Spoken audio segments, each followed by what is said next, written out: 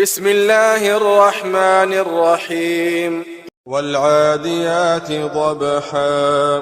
قسم ہے ان گھوڑوں کی جو پیٹ اور سینے سے آواز نکالتے ہوئے دوڑنے والے ہیں۔ اس صورت کے مکی یا مدنی ہونے میں اختلاف ہے، راجح یہی ہے کہ یہ مکی ہے۔ اس میں شواہد کے ساتھ انسان کا ناشکرا ہونا اور بخیل و حریص ہونا بیان کیا گیا ہے، ساتھ ہی قیامت کا تذکرہ ہے۔ آیت نمبر 1، والعادیات ضبحا۔ العادیاتی عدا یعدو عدوا، باب ناصر ینصر سے دوڑنا، اس باب سے اسم فاعل ہے، دوڑنے والے۔ ضبح اس آواز کو کہتے ہیں جو گھوڑے کے تیز دوڑنے کی وجہ سے اس کے جوف سے نکلتی ہے، جو نہ سانس کی آواز ہوتی ہے اور نہ ہنہنانے کی، اس لیے اس کا معنی ہانپ کر کرنا محل نظر ہے۔ آیت میں اگرچہ گھوڑوں کا لفظ نہیں مگر لغت عرب میں ضبحن کا لفظ گھوڑے کے لیے آتا ہے یا کتے کے لیے، کیونکہ یہ مخصوص آواز انہی دو جانوروں سے نکلتی ہے۔ اس جگہ کتے مراد ہو ہی نہیں سکتے، اس لیے گھوڑے ہی مراد ہیں۔ یہاں تیز دوڑنے والے گھوڑوں کو بطور شاہد پیش کیا گیا ہے، وہ گھوڑے مسلمانوں کے ہوں یا کافروں کے۔ انہیں غازیوں کے ساتھ مخصوص بھی نہیں کیا گیا، کیونکہ مقصد گھوڑوں کی فضیلت بیان کرنا نہیں بلکہ انہیں آئندہ آنے والے دعوے کی دلیل کے طور پر پیش کرنا ہے۔ فالموریات قدحا۔ پھر جو سم مار کر چنگاریاں نکالنے والے۔ آیت نمبر 2، فالموریات قدحا اورا یؤری ایراءن، باب افعال، چقماق یعنی پتھر سے آگ نکلنا۔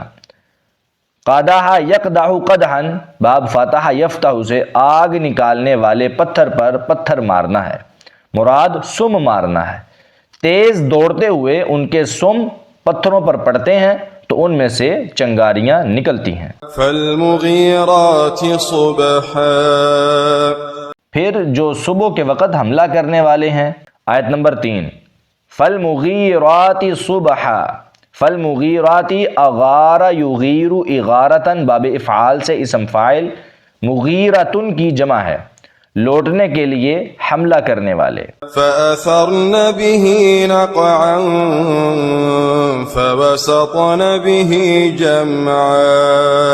پھر اس کے ساتھ غبار اڑاتے ہیں، پھر وہ اس کے ساتھ بڑی جماعت کے درمیان جا گھستے ہیں۔ آیت نمبر 4، فأثرن به نقعا۔ فأثرن اثار یثیر اثارتن، باب افعال سے، الغبار غبار اڑانا، نقعا غبار۔ آیت نمبر 5، فوسطن به جمعا۔ وسطن وسط یسیط وسطا، باب ضرب یضرب سے، القوم او المکان، کسی چیز کے درمیان میں ہونا۔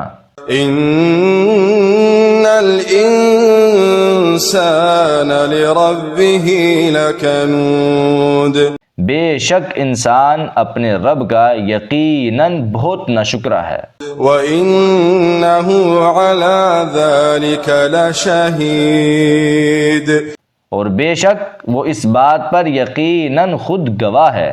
ان الانسان لربه لکنود، کانادا یکنود، باب ناصر ینصر سے، کنودن کاف کے ضمہ کے ساتھ، النعمت نعمت کا انکار کرنا، ناشکری کرنا، کنود کاف کے فتح کے ساتھ بر وزن فعول بمعنی فاعل برائے مبالغہ ہے، بہت ناشکری کرنے والا۔ یہ مذکر اور مؤنث دونوں کے لیے آتا ہے۔ اصل میں کنودن اس زمین کو کہتے ہیں جو کوئی چیز نہ اگاتی ہو۔ اس صورت میں پہلی 5 آیات میں قسمیں اٹھانے کے بعد چھٹی آیت میں یہ حقیقت بیان کی گئی ہے کہ انسان یقیناً اپنے رب کا ناشکرا ہے۔ یہ 5 قسمیں اس دعوے کی دلیل اور شاہد کے طور پر لائی گئی ہیں۔ اس کی تفصیل یہ ہے کہ گھوڑے اپنے مالک کے ایسے وفادار اور شکر گزار ہیں کہ رات جب وہ انہیں لے کر نکلتے ہیں تو وہ بلا چونو چرا چل پڑتے ہیں، نہ اپنے آرام کی پرواہ کرتے ہیں اور نہ رات کی تاریکی کی۔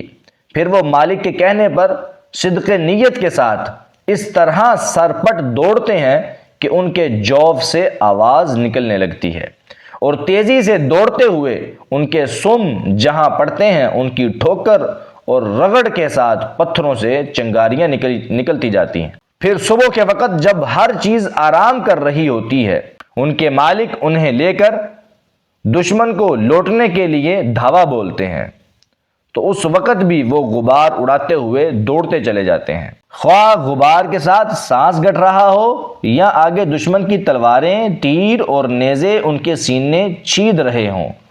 یہ کسی بھی چیز کی پرواہ نہ کرتے ہوئے اسی حالت میں دشمن کی جماعت کے وسط میں جا گھستے ہیں۔ گھوڑے اپنے اس مالک کے لیے اتنی تگودو کرتے ہیں جو ان کی تھوڑی بہت خدمت کرتا ہے، جس نے نہ انہیں پیدا کیا ہے اور نہ ان کا حقیقی رازق ہے۔ تو کیا انسان اللہ تعالیٰ کے کہنے پر، جو اس کا خالق بھی ہے، مالک اور رازق بھی، اتنی تگودو کرنے اور قربانی دینے پر تیار ہے؟ وہ خود مانے گا کہ یقیناً نہیں، تو پھر اس کے ناشکرہ ہونے میں کیا شک ہے؟ وَإِنَّهُ لِحُبِّ الْخَيْرِ لَشَدِيدٌ، اور بے شک وہ مال کی محبت میں یقیناً بہت سخت ہے۔ وَإِنَّهُ لِحُبِّ الْخَيْرِ لَشَدِيدٌ، یعنی اس ناشکری کا سبب مال کی شدید محبت اور اس کے نتیجے میں پیدا ہونے والی حرص، طمع اور بخل کی بد عادتیں ہیں، جن کی وجہ سے یہ اپنے منعم میں حقیقی کو بھلا بیٹھا ہے۔ أَفَلَا يَعْلَمُ إِذَا بُعْثِرَ مَا فِي الْقُبُورِ، تو کیا وہ نہیں جانتا جب قبروں میں جو کچھ ہے باہر نکال پھینکا جائے گا؟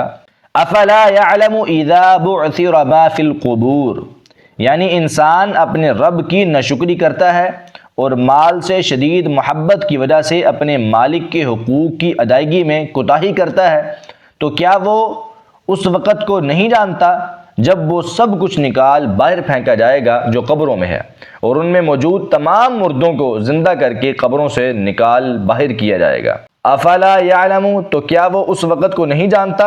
اس کا مطلب یہ ہے کہ کیا وہ اس وقت سے نہیں ڈرتا کہ اپنے مالک کو کیا جواب دے گا؟ وَحُصِّلَ مَا فِي الصُّدُورِ، اور جو کچھ سینوں میں ہے ظاہر کر دیا جائے گا۔ وَحُصِّلَ مَا فِي الصُّدُورِ، دوسرے اعمال تو پہلے ہی ظاہر ہو چکے تھے، مگر دل کی نیت اور ارادے کے متعلق خیال ہو سکتا ہے کہ اسے کون جانتا ہے، تو اس وقت وہ بھی ظاہر کر دیے جائیں گے، جیسا کہ فرمایا یوم تبلی السرائر، سورہ الطارق، جس دن پوشیدہ راز ظاہر کیے جائیں گے۔ إِنَّ رَبَّهُم بِهِمْ يَوْمَئِذٍ لَخَبِيرٌ، بے شک ان کا رب اس دن ان کے متعلق یقیناً خوب خبر رکھنے والا ہے۔ ان ربہم بہم یومئذ لخبیر، اس آیت پر سوال پیدا ہوتا ہے کہ رب تعالیٰ تو ہمیشہ ہی بندوں کے حالات سے باخبر ہے، پھر اس دن کو خاص کیوں فرمایا؟ اس کا جواب یہ ہے کہ اس دن جب ظاہری اعضاء سے سرزد ہونے والے اعمال کے علاوہ دلوں کے اعمال ظاہر کر کے ان کی بھی جزا و سزا دی جائے گی، تو اگر پہلے کسی کو شک تھا تو اس دن وہ بھی دور ہو جائے گا کہ یقیناً ان کا رب ان کے متعلق خوب خبر رکھنے والا ہے۔